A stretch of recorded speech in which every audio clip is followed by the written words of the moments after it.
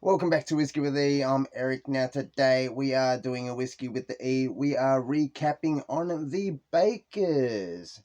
I recently just uncorked this. This was a 8 years, 10 months, barreled at 2014. Alrighty, so Bakers, a Kentucky straight bourbon whiskey coming out of the Jim Beam distillery, bottled at 107 proof, so 53.5%, comes in a 750 ml bottle, retailing here in Australia for roughly $120. Is it worth it? Let's pour some up. All right. Now, when I say is it worth it, it's such a hard thing to debate, guys. I mean, even me questioning right now if I would like to grab another bottle. I mean, I do want to grab another bottle. I seen another one. That's why I kind of wanted to try this, because I figured I seen one that I can get. But that being said, is it worth getting 120 bucks? I was thinking about it and I'm like, you can get Bookers for like 130 something.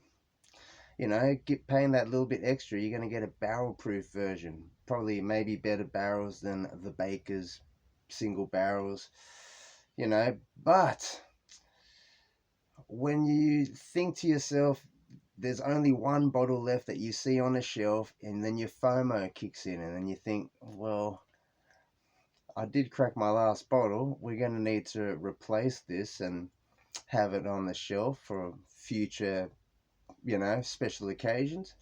So then, that being said, I probably would want to pay 120 for this. But if you are just a consumer and you wanted to have a good experience but for a reasonable price, you can always get a Wild Turkey Rare Breed for cheaper than this bottle. I mean, the Kentucky Spirit, I've seen some warehouse Tyrone K's and some more Tyrone G's. I'm questioning if I want to pay $170 for another one of those. Now, would you rather this over the Kentucky Spirit? This is higher proof, cheaper. Yes, if you're comparing it those two, you're probably going to definitely get this, right?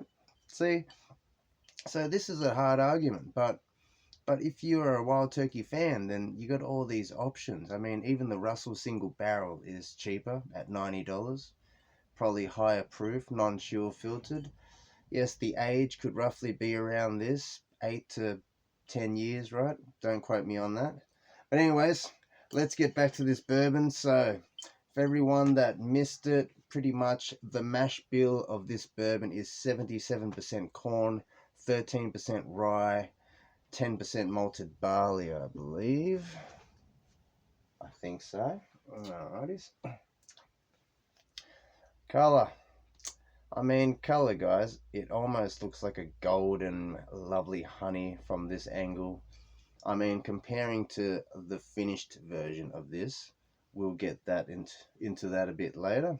But for now, let's see how this Baker's is going after all that airtime is introduced to the bottle. Here we go. On the nose.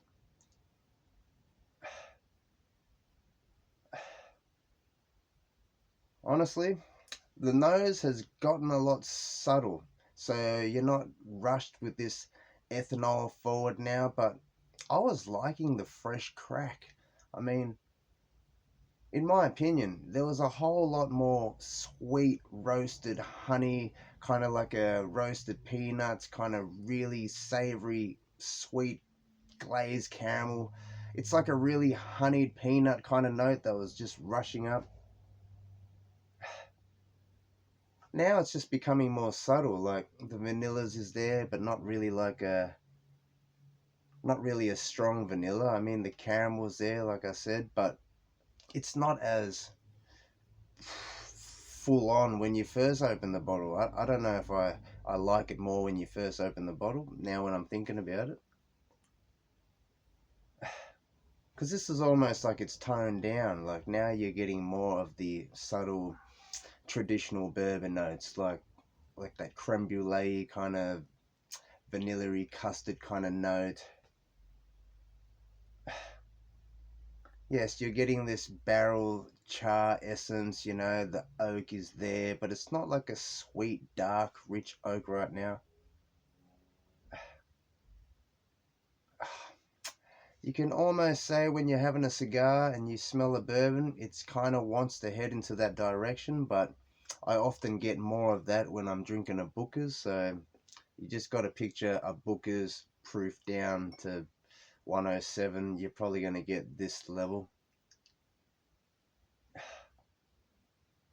But not saying it's a bad nose, but $120, you can get a rare breed if you're a proof hound. But like I said, if you are just starting off on your journey and you haven't yet tried a Baker's, you know, maybe you've tried the Knob Creek and you don't mind that, definitely give Baker's a try. And then when you're ready, you're going to be hunting for those Bookers. And then maybe you're going to go through these arguments of like, maybe it's better off just paying that little bit extra for a Booker's. But let's have a sip. Let's see how it's going. I mean, the nose is definitely toned down. There was a whole lot more sweet, honeyed, caramelized, peanut, roasty kind of vibes. Now it's just toned down a bit. But let's have a sip, guys. Cheers, everyone. Rambling already.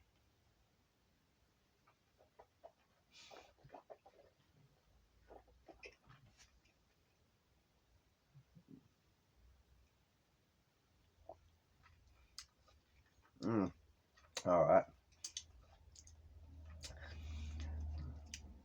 I let that splush in my mouth for a little. I held it on top of my tongue. All right.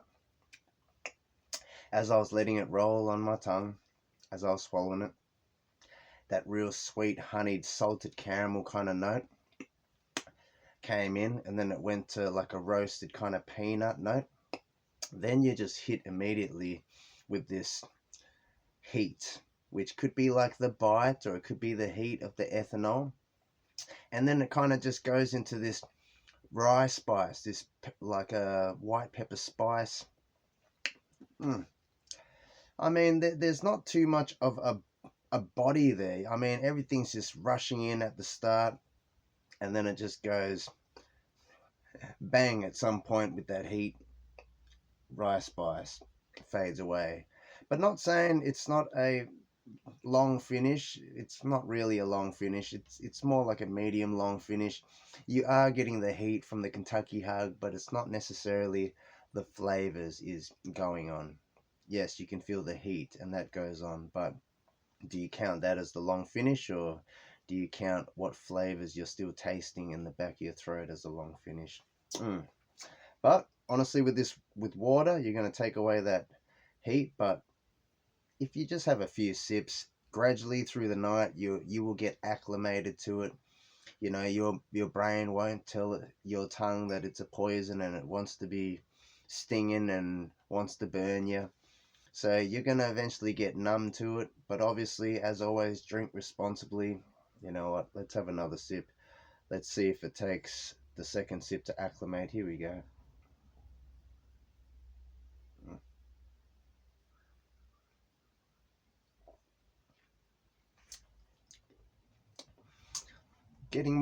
Getting better.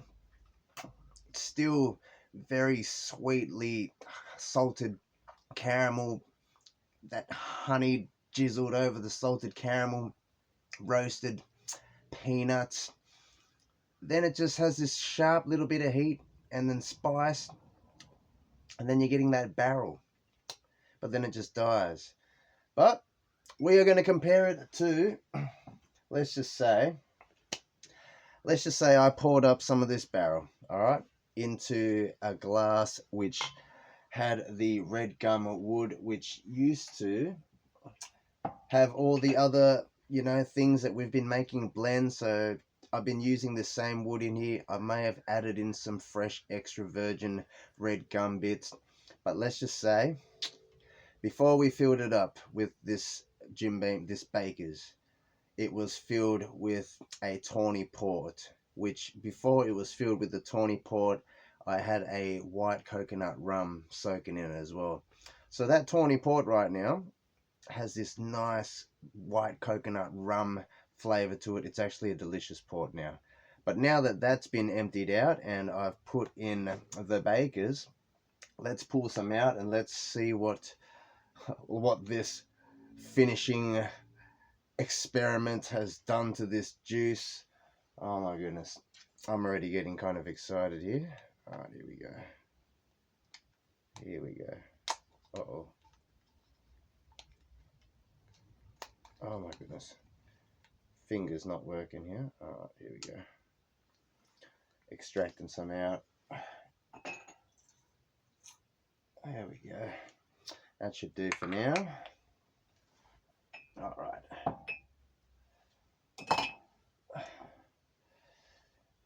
Well, look at that. Original, finished in the export barrels, which was ex coconut white rum. You know, this is what this wood experimenting is all about. You know, yeah, it's even hard to call it what it is because we're not using barrels. You know, you're just essentially just soaking some wood in certain liquid, and then you're gonna look at it as it's an X this barrel or X that barrel.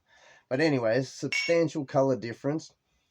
I mean, not as intense as the virgin red gum soaking in the Kentucky Spirit right now. This is more subtle, but you can see a more reddish hue there. It's more caramel almost compared to this real yellow honeyed vibe. Alrighties, but yeah, almost like the nose has died off with this. All that intense peanut honeyed sweetness is toned down. But let's give this experimental one a nose. I mean, the color looks awesome. Let's go. Oh, get out of here. It is like chocolate. You got the coconut there as well. So it's like almost nosing like a Bounty chocolate, like the coconut with the chocolate on the outside. Yes, the traditional vanillas, the caramels, but honestly, it's these subtle layers of extra things that is in this that is getting my attention. Like, you're not going to say it's kind of like the Jim Beam that has the port added in as a finish. You know, that's too overly port. You know, it's too overly tawny. There's too much of it in with the bourbon.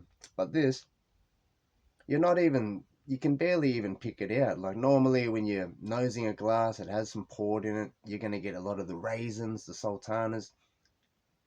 This is so subtle with that white coconut rum that it's just this layer of delicacy. Oh my goodness, it noses beautifully. Let's have a taste. Here we go.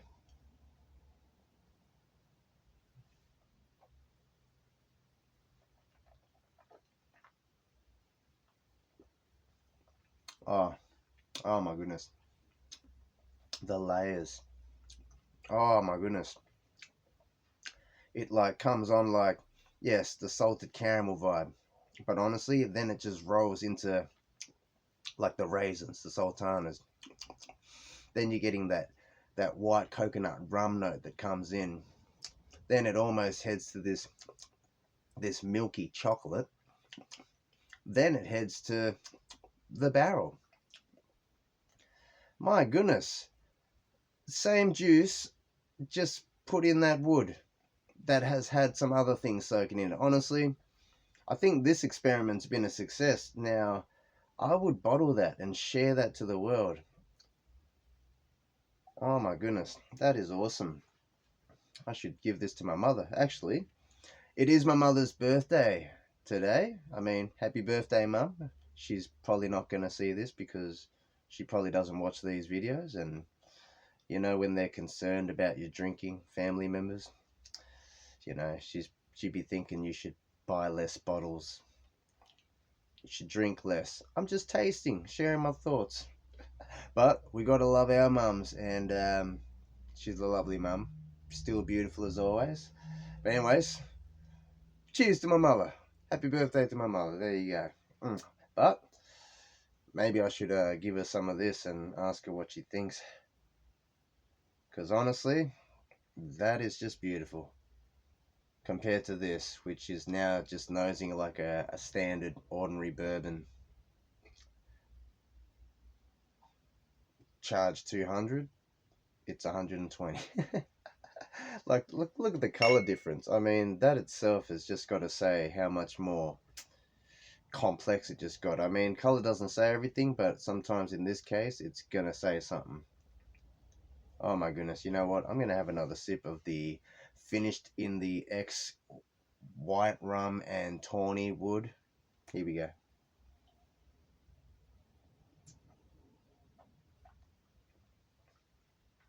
Mm, there's no spikes.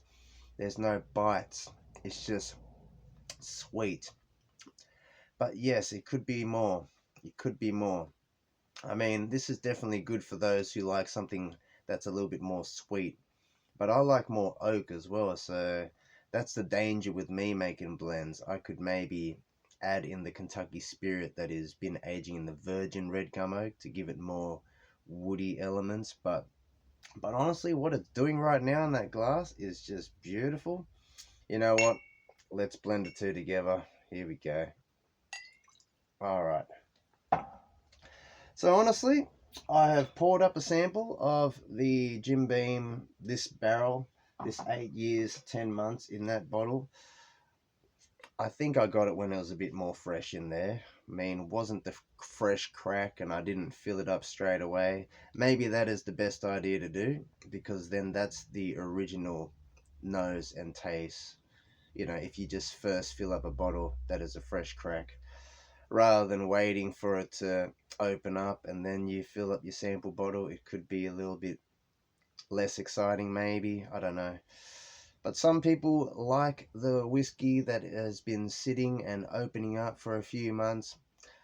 I mean, you could look at it both ways. You could look at it like all the ethanol rough edges have been toned down. It's going to be essentially more smoother. But if it's too dangerously low, it could become too flat and too boring, right? But this could be a debate in itself. But anyways, let's have a taste of this little combo. Here we go. Cheers, everyone. Mm, mm. There we go. The subtle finish, but adding in just the straight Jim Beam single barrel in here brought out more of that salted, honeyed, that roasted caramel, that roasted peanuts kind of vibe. It's like a salted caramel, but it's honeyed and it's caramel, but it's also nutty, peanutty. But it's savory, it's salty. There you go. I mean, it's definitely not a boring bourbon. But yes, I think I do get more excited when I do these wood kind of finishing things because you do add in extra layers. But honestly, even if you're not doing any experiments with this, it is enjoyable as it is, guys. Let me know in the comments if you enjoy buying a single barrel bakers. Do you hunt for the higher ages? Do you get one every year? Or have you started skipping this and you are just hunting for bookers nowadays? I mean, 120, 130 something for bookers here in Australia. That's what I mean. It's hard to really debate. Do you recommend? Is it worth it? Because here in Australia, everything's really expensive. So, you know, you could look at it like, ah, oh, my goodness. You know, like I said, you can get a Russell single barrel for 90 or a rare breed for 100, 115, give or take, depending on where you go. But anyways, like, comment, subscribe. Let me know if you enjoy a good old Baker's. I mean, would you rather just fork out the bit extra to get a Booker's? Let me know.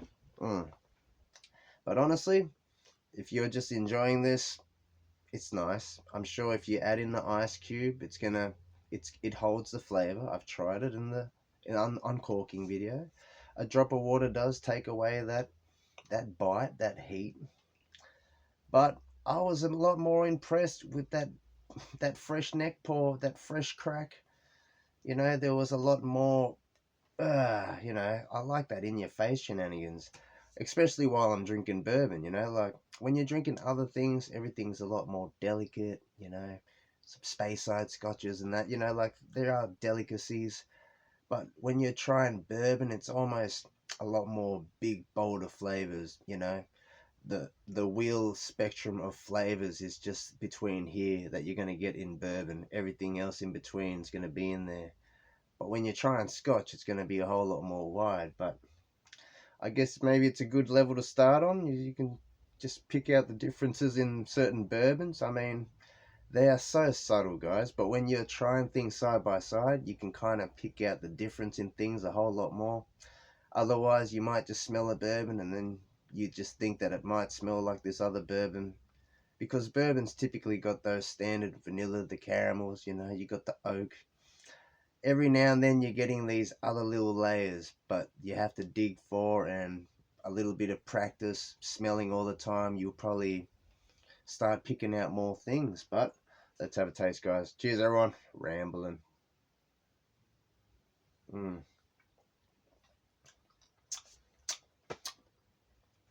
I'm digging that. Honestly, that's good. I think it's better than it just by itself because there's no bites, there's no spikes. Unless my throat is fully acclimated right now. So it's just warm, you're not getting any heat. That's what I mean. Don't get steered off by that first sip you have. You got to keep having some sips, and by the end of it, it's not going to be too bad. You're going to look forward to that sip, and it won't be like as dready, kind of like thinking back to when you're young having shots and you're like, oh, this is going to hurt. It shouldn't have to hurt anymore. You should be able to just sip it and get all the beautiful flavors. Oh my goodness. Alright, I may as well enjoy this. Much love to you all, and happy birthday, Mother.